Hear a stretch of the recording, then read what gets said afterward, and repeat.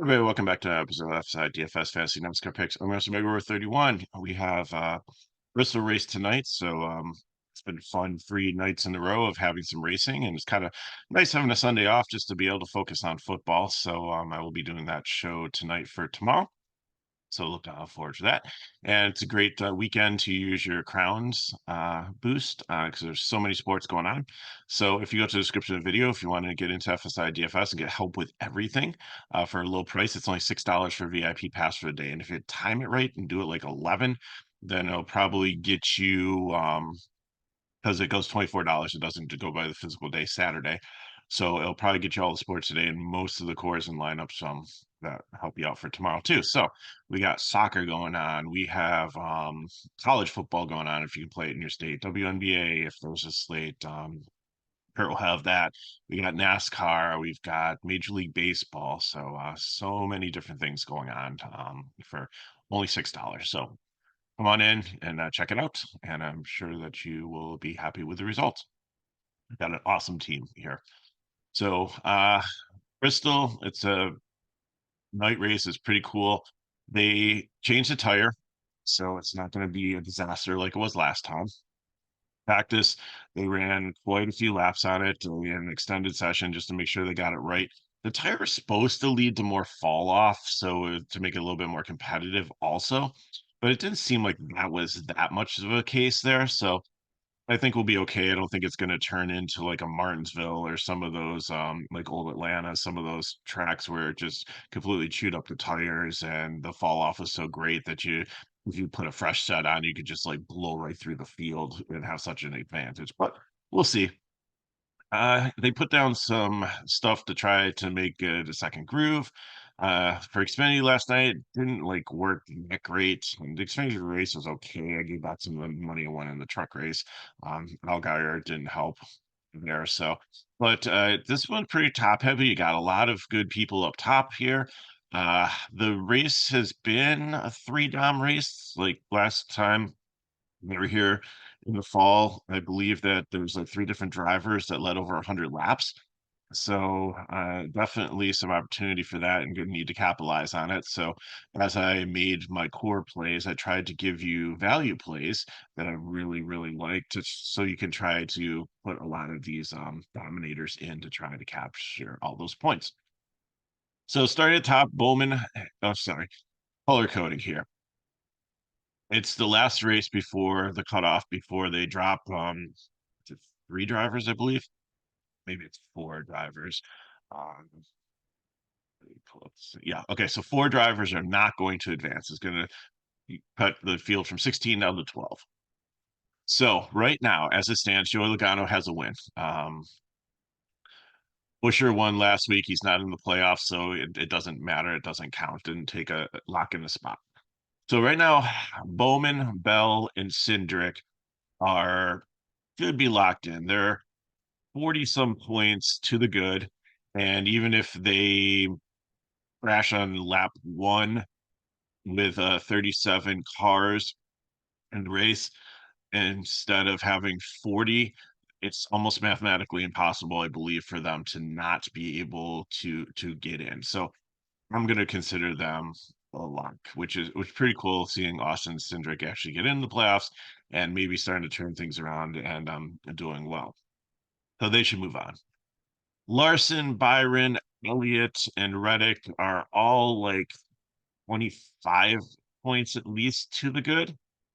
And Schwartz is in there too. He's so anywhere from 25 to 36 points to the good, but still a little bit dangerous. It's a long race. A lot could happen, and they very easily, if they wreck early, could be into trouble and maybe not make it.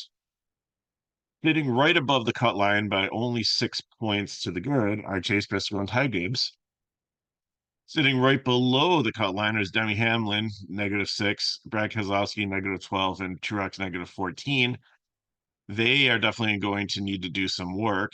And then you have Harrison Burton, who I think is -20, is probably going to have a miracle or win this race to be able to advance to the next round. So Bowman's good. He's up there. The pole sitters haven't fared that well. It's not like a track where the pole sitter can like just launch and get out there and nobody can catch them. I think between Larson and Byron, and maybe they have this figured out as a team because you have the three of them up there if they all play nice early. Well, we did see Allgaier's like launch and like fourth on the outside and be able to get out there and pretty much take the lead early on. So I think between the three of these, anyone could be the early dominator. I think Bowman's the least likely. I think it's gonna be more Larson or Byron, or maybe they've got something worked out to try to um, trade it to like maybe each win a stage or try to work together to try to stay up there so that they can be able to maybe turn that yellow into a green and maybe get enough points to lock them into the next session somewhere through the race, depending on how others are doing. And I think they're cash plays. I don't think that they're going to be super ultra conservative and it's going to cause problems. So I think you can play any of these three. Larson's my favorite among them. He's been super dominant here, and Byron would probably second, and Bowman be third. Truex is still in the mix. He needs to do a lot, so don't count him out. But I think he's more of an upside dominator at GPP than a cash play. Briscoe has just above the cut line, but he was really fast in practice. I think everybody's going to look at all these juicy names up here and just pass him over. So I'm going to put him in my 100K lineup because I think that he's not going to have the ownership. He has a fast car, and he still has again, he might have to stay out there for stage points and stuff, and might have hurt him in stage three for track position. But it's a long race. He seemed to have a fast car. He seemed to. I've always said I love it in tracks where it's like shorter and you have to shift and figure out gear ratios. Ever since he jumped in this next gen car in a short race in the Clash, I was just blown away at how skilled he is. And I've seen it so many other cases where he just understands gear ratio so much better than a lot of the rest of these drivers, and it gives him a clear advantage. So I think again, starting position, people are going to write him off. They're going to look at all the other sexy names up here, and he's going to be the first guy in my 100K lineup. Christopher Bell, I believe, is another dominator. He had a lot of good he didn't have great speed like initially in practice, but his fall off was pretty good. So, and even though he's good, I think he can focus on the win and trying to advance his position for the next round. I think he could definitely get up there and lead laps. I believe he did it in the last race out there. I believe it was pretty much the good cars that were dominant here. So he needs to be highly owned, and I think you can definitely include him in your dominant group. Carson Hocevar always qualifies well, but just doesn't necessarily always. I mean, if you want to take a shot on him in a 150 max, I get it, but I'm probably gonna fade him. I don't really think I see a path for him. Well, these hungry playoff drivers to stay in the top 10. Denny Hamlin is another one that's always been really good here. He never qualifies or practices. Well, it's kind of like they hold their cards tight, but during the course of the race, like he always is able to move up. And I would be surprised if he goes out there and leads like 50 to 100 laps of this race. So he's going to be my fourth dominator choice there. Corey LaJoy, kind of a surprise. News broke yesterday that there was a trade made that Justin Haley is leaving Rick Ware Racing and is going to take the spot of LaJoy for the rest of the year here, starting next week in Kansas at Spire. And he's going to drive there for the 25 season, which I believe they're getting, or is it Rodney Childress from the four car because Stuart Haas is shutting down. So that could be a formidable team going forward. But this is LaJoy's song for Spire. I don't think it's gonna be a spiteful thing. I think it's a mutual like it's just time to move on. Thank you, Corey, for what you did, but Spire has progressed as a team more than your talent has as a driver. But I don't think there's any ill will there, and it's pretty apparent that he looked really good in practice, had top 10 fall off speed, and that he qualified well, and everything points that people are probably going to write him off. But I think that he's going to finish strong here. We saw it at we've seen it at Atlanta and some other short tracks too. I know Atlanta's not a short track, but we've seen cases where LaJoy, if he has a fast car and doesn't try to make stupid passes, but I think again, this is his like one last shot here to maybe go out with really good equipment and win a race. So I think that he makes a solid case for a 100K driver. Chase Elliott didn't have the speed the same as the rest of the Hendricks cars did. He's safe, so I think he's going to play it kind of safe here. I'll play him in some GPP lineups as an upside dominator, but I just don't feel as comfortable playing him in cash. Bubba Wallace has struggled the last couple of years at this track, but previous he wasn't bad here. So I don't know which way the wind's blowing here. He's not in the playoffs, so he's not a priority. I think most of the resources will be going to Reddick to try to get him to the next round. So well, could make it in the top 10 and hang out up here, but I just don't have a strong feeling about it. Same thing with Chastain. He's $500 more expensive. Practice, I mean, they're pretty similar in everything that you have here. So if they fit in your lineup, they fit in your lineup. But I think there's better plays with more plays differential um, in the field.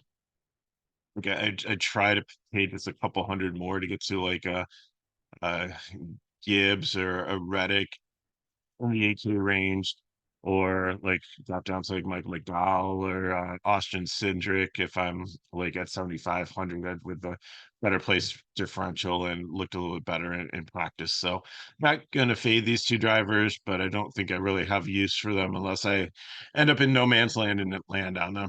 Now FanDuel might be a better play there because you're looking more for finishing position. If they can kind of hold on to where they are, they should be good.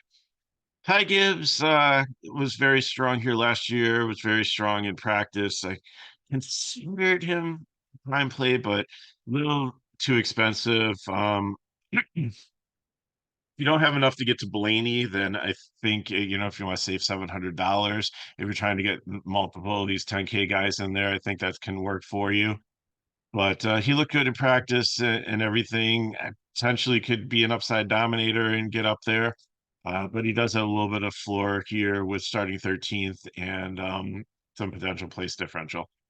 Ryan Priest, same thing as like Hocevar, qualified really well. I don't think he can stay up here.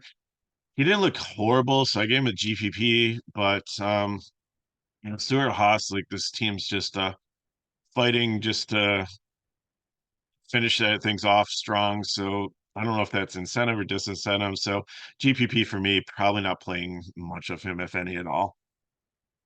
Tyler Reddick, I think, is very strong here, depending on where the groove is. He always likes to run the top, and if the top's like comes into play, if most of them are running like the bottom or the middle, then that could help him to advance. And we're really trying to get him into next round of the playoffs too. So should be a solid cash play, 8,500. No Grayson, same thing. Stuart Haas, similar situation as Priest. Just hasn't had there was talk like earlier in the season that like some of these Stuart Haas cars were going to mirror Briscoe. So during the course of the race with the same setup and stuff, they could make adjustments and then see if it worked before they made it on Briscoe, who's in the championship. But Grayson's car did just not look like do not have the speed or anything compared to what Briscoe did. So looks like they missed here. Maybe they'll figure it out. So I have him as GPP and not a fade, but don't probably not playing a lot of Gregson. Busher, I like also. He's not in it, but he won it last week. He's in good form. I think he wants to finish the year strong here, build upon next year. So it's a decent track for him. And if tire wear does come into consideration, he's really good at that, as we've seen. So I think this is one where he could potentially shine. A cash option for you at 9,800. Michael McDowell, again, leaving front row motorsports, getting no backing, whatever, defying the odds, still having good outcomes is going to be my final 100K driver just because he had some upside in practice. Fall off was a little worse than I wanted it to be, but again, I think everybody's going to overlook him here. And I think if he can have a solid day, 7,300, get a top 15, I think that he can surprise some people and give you a little bit of leverage in your 100K lineup. AJ Allmendinger, really just don't like him as a driver in a car here. I think he's just going backwards. Don't even have him as a 3x projection. So going to be a pass for me. If you want him, GPP, but probably a fade. Joey Logano, I don't know what to do with Joey Logano here. He has no pressure here. He's already won a race. He's into the next round. He didn't look good in practice here. He didn't qualify well. He hasn't done well in this track, but I said that a couple weeks ago, and he ended up winning the race out of nowhere. I completely wrote him off in the video. So I toyed with him as one of the 100K drivers, but again, I like McDowell better. I like LaJoy as the sneaky factor there, and I really like Briscoe. So I couldn't quite go there. If you want to use him as a fourth in that lineup, that's fine. I think that's risky. I think you want to try to get the primes or cash or more like solid floor plays in there with your 100K one. That's how I usually run it, and it's been pretty successful this season. It's not all off the wall wild card ones in the lineup because that's like a scratch off lottery ticket. You have to have everything hit. But if you get the floor from the cash plays that everybody have and match the field there, and your leverage is with the three guys that I give you as 100K, then that should definitely help. I don't think you can go too wild. So if you want to replace one of the drivers with Logano, I'm okay with that, but I would not put him in as the fourth one. Daniel Hemrick's a fade. He's going backwards. Blaney, I think, is going to be chalky. He runs really well at this type of track. He just botched his qualifying. His practice speeds were really nice, and I think he's going to move up through the field. And I don't know if he's going to lead the race, but I think he can definitely get up in the top 10, 10 place differential points, solid finishing position, prime play for me. But again, if you can't afford that and you want to go with Gibbs, yeah, to save a little, like to save like $700, I'm fine with that. Or even there's going to be some other ones that you could drop down in the 5 and 6 if you're trying to jam all those 10K guys in. That makes sense. So Brad Keselowski at GPP, he just had no speed out there. I think he's going to be popular just because of the place differential. He's in the playoffs and it has the namesake. But I just didn't see anything that I really liked in practice here, so I'm kind of concerned. Probably going to fade him. Maybe I'll have one share just in case he does well, but I don't really like it. Julian's been very strong in this track in trucks and here, so he's a solid cash play at 58. Josh Berry also looked really, really bad. Like Keselowski, no speed, and I think he was in the bottom 10 and like fall off and stuff. So I just really no upside here. No reason to play him at 8,200. Almost got the fade tag, but I'll give him a GPP and let you make the decision. Haley, I like here also $100 difference from Gillian. Same thing. I think he's very excited about the news. He's done this is the last race with Rick Ware. Same reasoning as LaJoy. I'll have some shares of him because I think he wants to go out strong.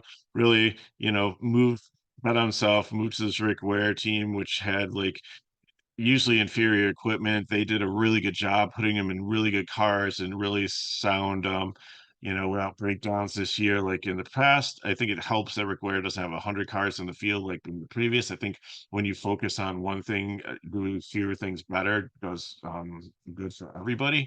So I think that this is another solid week to play him.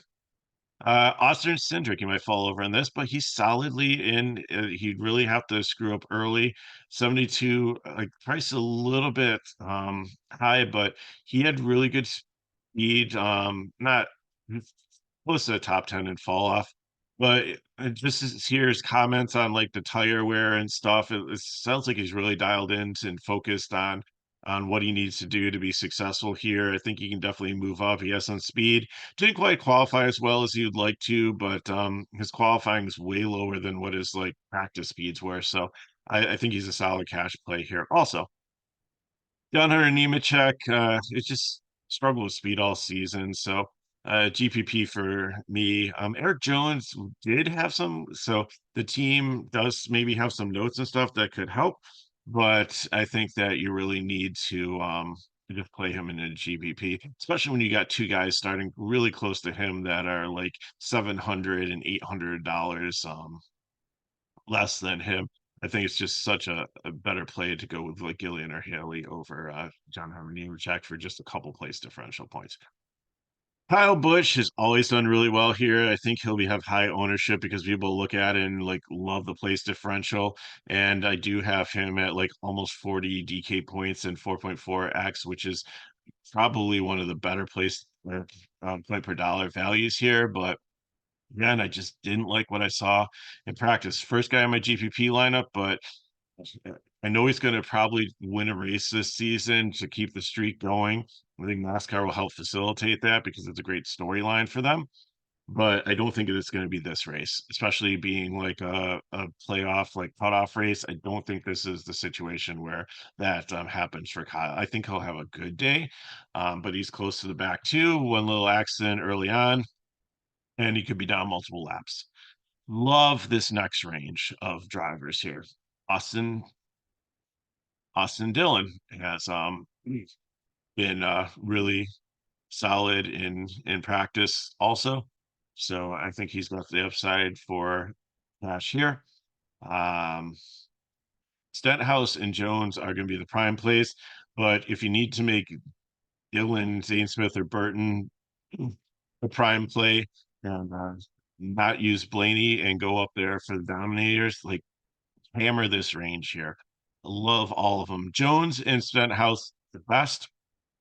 Even Harrison Burton has always run well here. You do run into the slight danger that they get caught soon, but I think like John Hunter Nemechek is going to start to fall backwards. Kozlowski might fall a little bit backwards, but Blicky, Gralla are the ones that are definitely going to get past. Suarez really didn't look good in practice, was pretty slow, like concerningly slow, so he might end up. But at his with his car and talent level and everything, starting 35th at 6,900. If he does move up like 20 place differential points or something and smashes, I mean that's a great play. So I couldn't completely put him as a fade, but I really like Dylan, Stenhouse, and Jones here. If I had to throw the other prime tag on one of them, I'd go with Dylan just because he's starting 30th and there's a better chance for these three cars to avoid going a lap down early and progressing a little bit through the field versus like Smith and Burton. But Smith and Burton have run well on these tracks. I know it's Harrison Burton, but he's still in the playoffs. I think there's still do some things. I think there's a lot of pressure off of him because he's got to ride for next year. He's going in Haley Deegan's former car in the 15 for A&M Motorsports and Xfinity. So he knows his future. He can go out there and focus on the present now. And I think that he can be very solid at 55. So love this range. I think if you're trying to get the Larsons, the Byrons, the Bells, the Hamlins, um, Blaney in your lineup, even like Gibbs, maybe even Elliott, you need to hammer this range. So Stenhouse and Jones are my favorite drivers just based on how they look in practice and how well they've done on here. But Austin Dillon, Zane Smith, Harrison Burton, very, very solid fill-ins here. If you're scared of Zane Smith and Burton, you have a Todd Gillian there, and you have a Justin Haley for just a couple $100 more. They're starting a little bit farther forward. They probably can get you the same results, but may not fall down laps early, might have a chance to stay on the lead lap a little bit longer. So I got for you. If you have any questions, put in the chat below. Hit me up, MegaRow31 on Twitter/X. I didn't look at the full schedule for next week yet. Let's see here. So if this truck series run at Kansas. Let's see here. Yes, they do on Friday. So it'll probably be a speculation video because they're probably qualifying the same day. For that, I will try to get a speculation video out for Xfinity, but I do have a wedding that day right during the race, so and it'll be the period of practice and qualifying. And it's out in a remote area, so I probably won't be able to get any content out for Xfinity, but we'll definitely have Cup of Kansas. So again, go to FSI DFS website. The link is in the description of the video, and you can get in for only $6 today and play all our sports. And if these videos help us back, like, subscribe, share with friends. So hope you have an amazing Saturday. Hope you enjoy the race tonight. And after the race, check out our channel, and I should have the NFL video up for you to help you for that tomorrow. We can have baseball today, so lots of cool things going on. So, and Charlie had a soccer one out. So if you get to watch this before 10 a.m., lock on that, then that should help you there too. So thanks for watching. Good luck in your contest, and I'll see you next time.